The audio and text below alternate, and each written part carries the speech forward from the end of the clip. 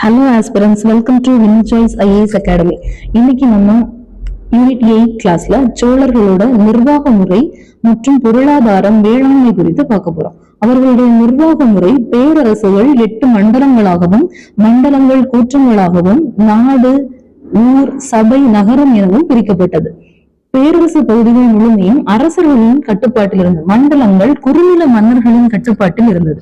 நாடு பகுதிகளை ஆட்சி செய்தவர்கள் நாட்டார்கள் எனவும், ஊர் பகுதிகளில் வாழ்ந்த மக்கள் ஊரார்கள் மற்றும் சபை பகுதிகளில் வாழ்ந்தவர்கள் சபையோர் என்றும் அழைக்கப்படுவர். இதை குறித்து டீட்டெயிலா பார்க்கலாம். ஊரார் அப்பகுதியில் இருந்து வேளாண் குடியிருப்புகளே ஊர் எனப்பட்டது. கோவில்களின் நிர்வாகம், குளங்களின் பராமரிப்பு என அந்த ஊரை சுற்றியுள்ள அனைத்து பணிகளையும் இவர்கள் மேற்கொண்டனர். வரி உள்ளிட்ட வருவாய்களை வசூலிப்பது, சட்ட ஒழுங்கை பாதுகாப்பது, அரசு கட்டளையை நிறைவேற்றுவதும் இவர்களின் பணியாக இருந்தது.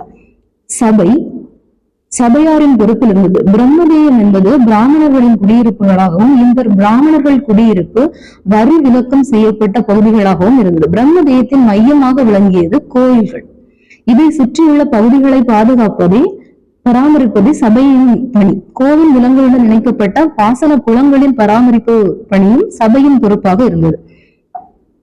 அடுத்தது நகரத்தார். நகர பகுதிகளில் வசித்தவர்கள் வணிகர்கள் குடியிருப்பு. தங்கம் உள்ளிட்ட உலோக பொருட்கள் செய்பவர்கள், கைவினை பொருட்கள் செய்பவர்கள், நெசவு, பானை வணிபவர்கள் ஆகியோர்கள் நகரத்தில் இருந்தனர். நகரத்தின் பிரதிநிதிகளாக இருந்தவர்கள் தான் நகரத்தார் என்று அழைக்கப்பட்டனர். முதலாம் ராஜராஜனின் ஆட்சி காலத்தில் தான் மாமல்லபுரம் என்ற மாநகரம் உருவாக்கப்பட்டது. உள்ளூர் பொருட்களே இந்த நகரங்களில் பரிமாற்றம் செய்யப்பட்டது.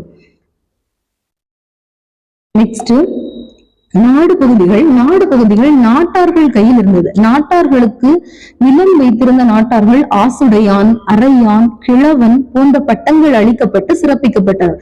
மேலும் நாட்டின் நிர்வாக பணிகளை கவனிக்க நாட்டு கணக்கு, நாட்டு வையவன் போன்ற பணியாளர்கள் அமர்த்தப்பட்டனர்.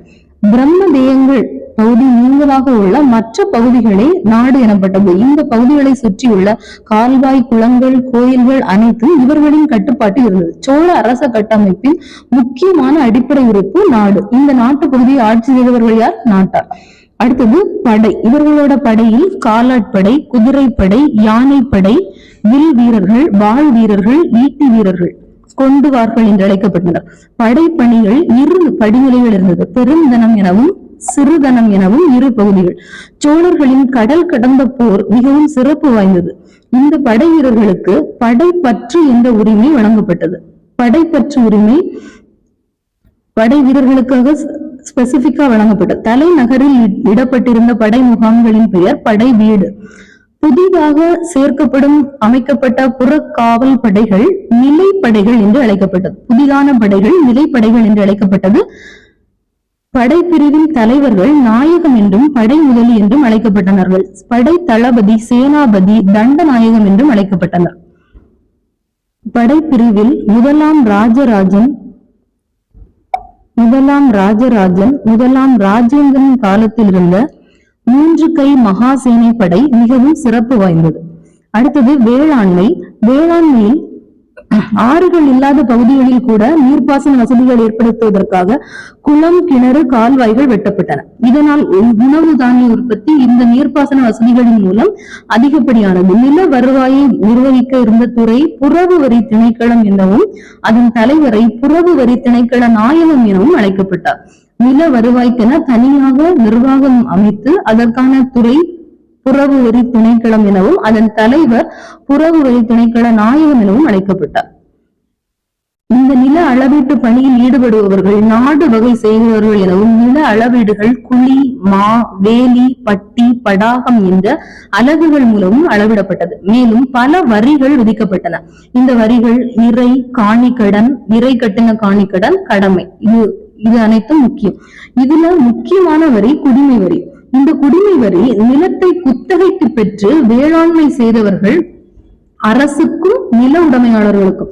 பொதுவாகவே வரி டைரக்டா நாடு பகுதிகளில் நாட்டார்கள் கலெக்ட் பண்ணி, ஊர் பகுதிகளில் ஊரார்கள் கலெக்ட் பண்ணி டைரக்டா அரசருக்கு கொடுப்பாங்க.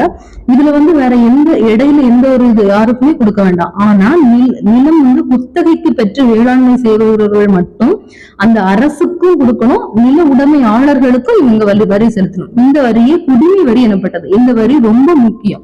சோழர்கள் காலத்துல அதிக முக்கியத்துவம் வாய்ந்த வரியாக இருந்தது குடிமை வரி. நில அளவீட்டு பணியில் ஈடுபட்டவர்கள் நாடு வகை செய்கிறவர்கள் என்று அழைக்கப்பட்டனர். நெக்ஸ்ட் பாசனம், இரிகேஷன், வடி வாய்க்கால். வடி என்பது நீர் கொண்டு போகிறது சப்ளை சேனலாகவும், வாய்க்கால்ங்கிறது கொண்டு வர்ற சேனலாகவும் வடி வாய்க்கால் வடக்கு தெற்காக கிழக்கு மேற்காக வெட்டப்பட்டது. இதுக்கு எக்ஸாம்பிளா உங்க பீரியட்ல இருந்து இரிகேஷன் இது எல்லாமே அரசர்களின் பெயர், அரசிகளின் பெயர், கடவுள்களின் பெயரை கொண்டே அமைந்தது. உத்தம சோழ வாய்க்கால், பஞ்சவன் மாதேவி வாய்க்கால், கணபதி வாய்க்கால் போன்றவை சிறப்பு வாய்ந்தது. கங்கை கொண்ட சோழபுரத்தில் ராஜேந்திர சோழனால் கட்டப்பட்ட சோழ கங்கம் என்ற ஏரி மிகவும் சிறப்பு வாய்ந்தது. இது ராஜேந்திரன் பீரியட் அண்ட் சோழர்களோட பீரியட்லயே ரொம்ப முக்கியத்துவம் வாய்ந்த ஏரியாக கருதப்படுவது சோழகங்கம். இது கங்கை கொண்ட சோழபுரத்தில் கட்டப்பட்டுள்ளது. இது ஜலமய ஜெயஸ்தம்பம் எனவும் குறிப்பிடப்படுகிறது. இதோட நீளம் 16 மைல். நெக்ஸ்ட் நம்ம பார்க்க போறது கோயில்கள். சோழர்கள் கால கோயில்களுக்கு பெஸ்ட் எக்ஸாம்பிள் தஞ்சை பிரகதீஸ்வரர் கோயில். தஞ்சை பிரகதீஸ்வரர் கோயில் மாடலா கொண்டு கட்டப்பட்டதுதான் கங்கை கொண்ட சோழபுரம் மற்றும் தாராசுரம். இந்த 3 கோயில்களும் மிகவும் சிறப்பு வாய்ந்த கோயில்கள். அந்த சோழர்கள் காலம், பாண்டியர்கள் காலம், எல்லார் காலத்திலயுமே கோயில்கள் பொது இடங்களாக கல்வி, இசை, நடனம்னு அனைத்து கலைகளையும் கற்கக்கூடிய ஒரு மையமாக விளங்கியது. நடன மாதர்கள், இசை கலைஞர்கள், பாடகர்கள், இசைக்கருவி மீட்டவர்கள் என அதிகமானோர் இதில் பங்கேற்றுள்ளனர். கோயிர்மாரர், கோயில் கணக்கு, தேவகன்னி, ஸ்ரீ வைஷ்ணவர், கண்டகேஸ்வர் இவர்களெல்லாம் கோயில் அதிகாரிகளாக இருந்தனர். கோயில்களில் குடக்கூத்து, சாக்கை கூத்து போன்ற மரபு நடனங்களும் அவர்கள் காலத்தில் இருந்துள்ளது. இது நமக்கு கீழப்பட திருவொற்றியூர் கோயில்களில் உள்ள சிற்ப ஓவிய வடிவங்களின் வழியாக நமக்கு தெரிகிறது. மேலும் தஞ்சாவூர் பெரிய கோயிலில் காணப்படும் நிருத்தியம், கர்ணம் என்ற நடன நிலைகள் சிற்ப வடிவில் காட்டப்பட்டுள்ளது. நடனக்கலை ஒரு சிறப்பு வாய்ந்ததா இருந்திருக்கிறது என்பது நமக்கு தெரிய வருது. நெக்ஸ்ட் தஞ்சாவூர் பெரிய கோயில், ராஜராஜேஸ்வரம், பிரகதீஸ்வரர் என்று அழைக்கப்படக்கூடிய தஞ்சாவூர் பெரிய கோயில் சோழர்கள் கால கட்டடக்கலை, சிற்பக்கலைக்கு மிகச்சிறந்த எடுத்துக்காட்டு.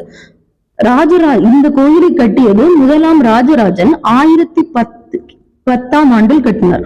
இதோட மொத்த உயரம், விமானத்தின் மொத்த உயரம் 1190 அடி. இந்த விமானத்தின் எடை 80 டன் கொண்ட ஒரு மூடிய அமைப்பால் ஆன கல்லால் ஆனது. கருவறையின் வெளிச்சுவர்களில் லட்சுமி, விஷ்ணு, அர்த்தநாதீஸ்வரர், பிச்சாடனார் என்ற சிவன் உருவங்கள் பொறிக்கப்பட்டுள்ளன. நெக்ஸ்ட் கங்கை கொண்ட சோழபுரம். இது ராஜேந்திர சோழரின் காலத்தில் வட இந்திய வெற்றியின் நினைவாக கட்டப்பட்டது. தஞ்சாவூர் பெரிய கோயில் கொண்டு இவரோட காலத்தில் கட்டினது. இங்கதான் சோழகங்கம் என்ற பாசன ஏரியையும் இவர் கட்டியுள்ளார். இதுதான் ஜலஸ்தம்பம் என்று நம்ம ஆல்ரெடி படிச்ச மாதிரி ஜலஸ்தம்பம், வெற்றி தூண், நீர் தூண் என்று அழைக்கப்படுகிறது. நெக்ஸ்ட் தாராசுரம் கோயில். தாராசுரம் கோயில் 2ஆம் ராஜராஜனால் கட்டப்பட்டது. சோழர்கள் கால கட்டுமான கலைக்கு இதுவும் ஒரு சிறந்த உதாரணம். இதன் கருவறை சுவர்களில் பெரிய புராண நிகழ்வுகள் குறும் சிற்பங்களாக வடிக்கப்பட்டுள்ளன. தாராசுரம் கோயிலின் கருவறை சுவர்களில் பெரிய புராண நிகழ்வுகள் குறும் சிற்பங்களாக வடிக்கப்பட்டுள்ளன. நாயன்மார்கள் முதல் 4வரில் ஒருவரான சுந்தரரின் கதையை சித்தரிக்கும் ஓவியமும் காணப்பட்டுள்ளது. நெக்ஸ்ட் இவங்க பீரியட்ல இருந்த ட்ரேட் பத்தி பார்க்க போறோம். ட்ரேட்ல 5 வண்ணத்தார், மணி கிராமத்தார் என்ற 2 வணிக குழுக்கள் இருந்துள்ளது. இதுல 5 வண்ணத்தார் கடல் வழி வணிகம் செய்தவர்களாகவும், மணி கிராமத்தார் உள்நாட்டு வணிகம் செய்தவர்களாகவும் அடையாளப்படுத்தப்படுகின்றனர். இவர்களை பற்றி கொடும்பாளூர், உறையூர், கோவில்பட்டி, பிரான்மலை போன்ற நகரங்களில் நமக்கு இவங்களுக்கான இது கிடைக்குது, டீடைல்ஸ் கிடைக்குது, எவிடன்சஸ். அண்ட் இங்கதான் அவங்க வாழ்ந்திருக்காங்க அப்படிங்கிறது தெரியுது.